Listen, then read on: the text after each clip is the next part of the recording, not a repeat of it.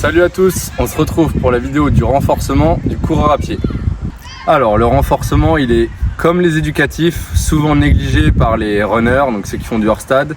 Ils font très peu de renforcement et même en vrai les pistards, quand tu es souvent encadré par un ancien coach, tu vas souvent te limiter à faire du gainage et encore tu vas pas trop respecter, tu vas le faire une fois par mois puis tu vas dire ouais c'est chiant de le faire tout seul, donc tu fais rien.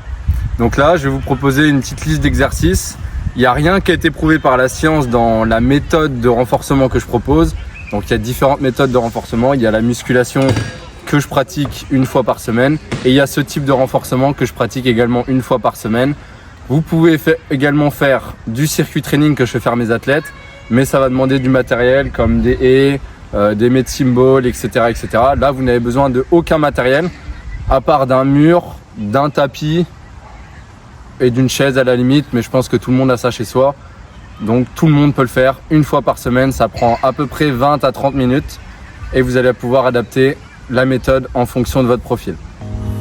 Donc le but du renforcement, à quoi ça sert? Déjà à prévenir les blessures. Donc moi, avant de me blesser, d'avoir le syndrome de l'essuie-glace, le TFL, donc j'étais 8 mois sans rien faire, je faisais pas de renfo. Et donc je me suis posé la question, je me suis dit putain, faut quand même que tu corriges quelque chose parce que c'est pas normal d'être blessé avec ça. Donc renfo du fessier, il faut combler les faiblesses d'une jambe qui est plus forte que l'autre. Forcément au bout de 8 mois, tu as une jambe qui est bien plus forte que l'autre si tu es blessé. Donc il faut pallier des manques. Il faut savoir aussi que le renforcement va aussi améliorer votre technique de course. Plus vous êtes fort, plus vous allez supporter l'impact au sol et donc mieux rebondir, moins vous affaisser, etc. Tout est lié, renforcement et technique de course. On peut les pallier ensemble en synergie. Et forcément, donc prévention des blessures, amélioration de la technique de course et donc performance. Si vous êtes fort, vous êtes apte à plus performer, que ce soit sur marathon en fonction de la méthode que vous allez appliquer, musculation plus renforcement au poids de corps. Vous allez être apte à accumuler une charge d'entraînement, à moins prendre le mur du 30e, à plus accumuler des montées, des descentes, etc. Pareil sur piste, en fonction de ce que je vais proposer, vous avez de la pliométrie. La pliométrie va être acquise pour être plus explosif, donc pour des efforts de 800-1500 mètres, donc à adapter en fonction de votre discipline bien sûr. Donc le principe de cette méthode de renforcement, c'est d'associer l'isométrie à quelque chose de dynamique ou de pliométrique en fonction de profil.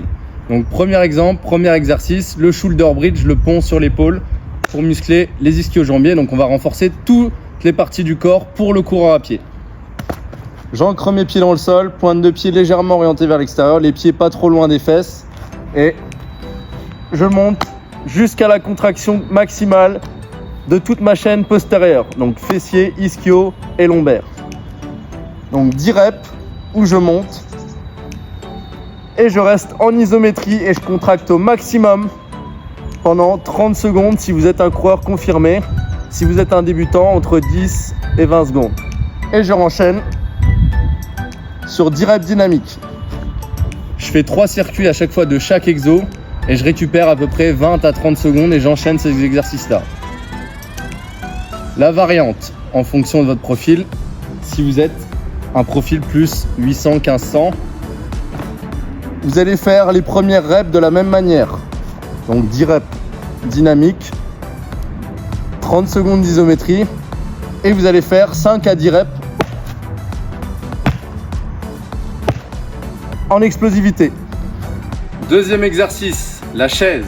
Et ça, vous allez pouvoir utiliser votre technique pour les mamies, pour les papis et les personnes qui sont plus trop aptes physiquement à pratiquer une activité sportive et qui ont du mal à se relever du cul du canapé. Donc ma grand-mère, elle me disait ouais, j'ai du mal à me relever. Tout simplement une technique. Vous avez des pieds, vous avez des quadriceps. Alors au lieu de tirer sur votre dos pour vous relever, vous allez penser à ancrer les pieds dans le sol et vous relever grâce à vos jambes. Donc vos jambes sont un bloc, votre pied est un bloc. Donc pour vous relever, j'ai la chaise. Donc je fais mes 10 reps dynamiques. Hop, je descends, je remonte et je m'aide de mes jambes et je finis complètement le mouvement en contractant ma chaîne postérieure et antérieure au moment où je suis là. Donc je fais mes 10 reps, je tiens 30 secondes en chaise. Pareil, encore à varier en fonction de votre adaptabilité à tenir ou non la chaise. Et je refais mes 10 reps dynamiques. Pareil, encore une fois, la variante pliométrique que je peux inviter à faire en fonction de n'importe quel profil car elle est intéressante. Donc je fais toujours mes 10 reps, mes 30 secondes d'iso et à la fin de ces 30 secondes d'iso, hop, j'enchaîne avec une chaise pliométrique, donc un saut vertical et horizontal pour répondre à la contrainte de la course à pied.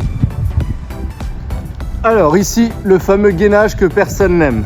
Donc tout simplement, vous allez maintenir la planche et vous allez faire l'exercice dynamique en basculant votre bassin de chaque côté. Donc pareil, 10 reps toujours, en contrôle, lentement. Je ne dois pas aller vite et je reste entre 20 et 30 secondes en isométrie. Donc pareil, au moment où vous faites l'isométrie, il faut que vous contractiez au maximum tout votre corps, sinon vous travaillez moins. Et pareil, attention, pas les fesses trop hautes, pas les fesses trop basses. Je dois être un bloc aligné, tête, tronc, bassin, pied. Et ensuite, je renchaîne avec mes 10 reps dynamiques. Si c'est trop facile, vous pouvez faire celui-là aussi en dynamique qui est beaucoup plus dur. Quatrième exercice, celui-là il est essentiel pour tout le monde pour justement prévenir les tendinites ou les douleurs au tendon d'Achille ou au mollet. La montée sur mollet, donc ça vous pouvez le faire sur un support pour être surélevé ou alors tout simplement ici. Donc pareil, je vais monter en 1 seconde sur la pointe de pied le plus possible sur la pointe. Donc le mieux c'est quand même de le faire pieds nus. Là j'ai un peu la flemme d'enlever mes chaussures donc je vais rester en chaussures. Mais vous montez sur la pointe et vous descendez en 1, 2, 3 et au moment où je touche le sol vous repartez. Donc 10 reps dynamiques. Et ensuite, hop, je reste 10 secondes en l'air où je maintiens la contraction le plus possible et je renchaîne avec 10 reps ou alors avec des sauts pliométriques. Là, en ce moment, si vous avez regardé la dernière vidéo, j'ai un peu une douleur au tendon, donc je vais éviter de faire tout ce qui est pliométrie au niveau de mon pied, tout simplement. Mais ça doit être des sauts. Une fois que vous avez fait 10 reps, 10 secondes, vous enchaînez avec des sauts pliométriques avec jambes tendues et les pointes de pied vers le ciel pour aller haut et vers l'avant. Alors pareil, le fameux squat, donc tout simplement largeur de pied au niveau de largeur de bassin pour être en position de force et je descends en squat, 10 reps, je reste en bas le plus possible, donc je sors mon dos, enfin je sors les pecs, je sors les fesses. Et ensuite, soit je renchaîne sur mes 10 squats, soit je renchaîne sur des sauts de grenouille. Donc une fois que j'ai fini mes 10 secondes, enfin mes 10 à 30 secondes, j'enchaîne sur des sauts horizontaux. Alors, le fameux step up. Donc tout simplement, comme je vous ai dit, il faut soit une chaise, soit un banc, une surface qui est quand même assez haute pour que vous puissiez avoir une flexion de genou au niveau de la hauteur de hanche. Donc tout simplement, la même chose, vous devez ancrer votre pied dans le sol, être le plus fort possible sur cette jambe-ci pour monter rapidement. Et fixer, genou ici, donc genou hauteur de hanche et votre pied armé sur chaque rep. Et je contrôle la descente. Donc je vais vous montrer lentement ce que ça donne. Donc hop, et je contrôle 1, 2, 3 et je repars. 1, 2, 3 et c'est bien cette jambe-là qui contrôle la descente. Et au moment où mon pied, ma pointe de pied retouche le sol, je repars fixé, genou et je me serre des bras. Donc bras opposés avec la jambe qui est là. Donc ici, 1, 2, 3. Et le mouvement est fini quand j'ai la jambe tendue ici en contraction. Donc pareil, je vais faire 10 reps d'un côté, 10 reps de l'autre et je vais maintenir la contraction et le placement en haut. Donc au bout de mes 10 reps,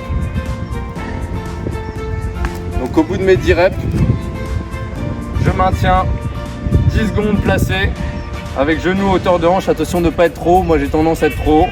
Hop, juste placé, technique de course. Et ensuite, donc, soit vous refaites 10 reps, soit vous partez sur la variante pliométrique qui est aussi intéressante.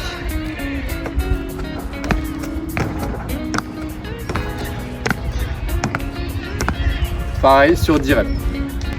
Allez, avant-dernier exo, celui-là aussi il n'est pas apprécié, gainage latéral.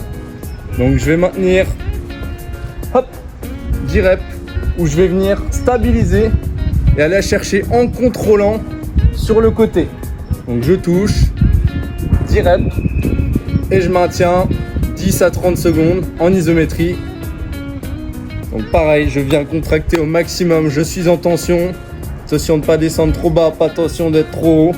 Juste alignement dans tout le corps et je repars sur mes 10 reps en allant chercher sur le côté. Good luck. Et le dernier exercice, celui qui tabasse les jambes, celui qui fracasse, les fameuses fentes que vous pouvez faire soit en version fente bulgare, donc c'est-à-dire avec un appui et donc vous êtes sur une jambe en support que je vais vous montrer juste après, ou alors fente normale. Tout simplement, je vais venir faire 10 fentes arrière.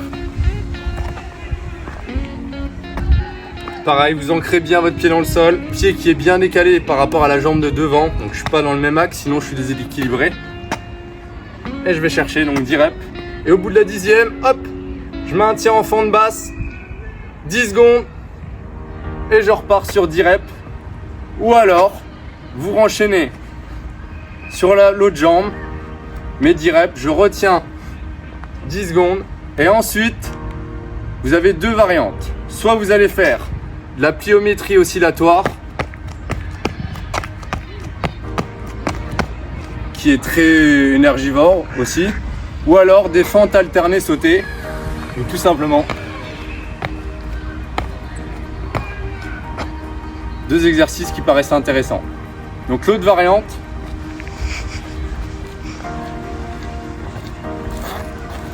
ça peut être la fente bulgare, sûrement l'exercice qui travaille le plus parce qu'on est en unilatéral. Hop. Donc la même chose, pied décalé, j'ancre mon pied dans le sol, je descends, je remonte. Pareil, vous contrôlez la descente, 1, 2, 3 et 1 seconde la montée le plus rapidement possible. 10 reps, 10 secondes en bas et vous faites les variantes associées que je vous ai présentées juste avant. Donc vous pouvez faire ce circuit training 1 à 3 fois par semaine en fonction de si oui ou non vous rajoutez de la musculation. Déjà une fois c'est très bien, si vous en faites 2 c'est encore mieux, si vous en faites 3 c'est super. À espacer de 2 à 3 jours entre chaque circuit training. Vous faites donc 3 séries par exercice en récupérant à peu près 20 à 30 secondes jusqu'à 1 minute maximum en fonction de votre facilité à enchaîner les exercices. Donc ce qui peut être intéressant à faire aussi, c'est après ce circuit training ou avant, mais moi je trouve que c'est mieux après, c'est d'enchaîner avec un petit footing entre 30 minutes et 1 heure. Comme ça, vous travaillez en force d'endurance, c'est plutôt pas mal. Donc comme je l'ai dit, il n'y a rien de prouvé scientifiquement ce coup-ci. C'est moi qui ai approuvé cette méthode. Je la fais depuis 1 an et demi, je la fais faire à mes athlètes aussi en début de saison. Ça marche plutôt bien, ça m'a permis d'encaisser un marathon quand même. Donc je pense qu'on est pas mal. Donc voilà, si vous avez des questions, n'hésitez pas à lâcher un commentaire. Et si vous avez besoin d'un coach, I'm here.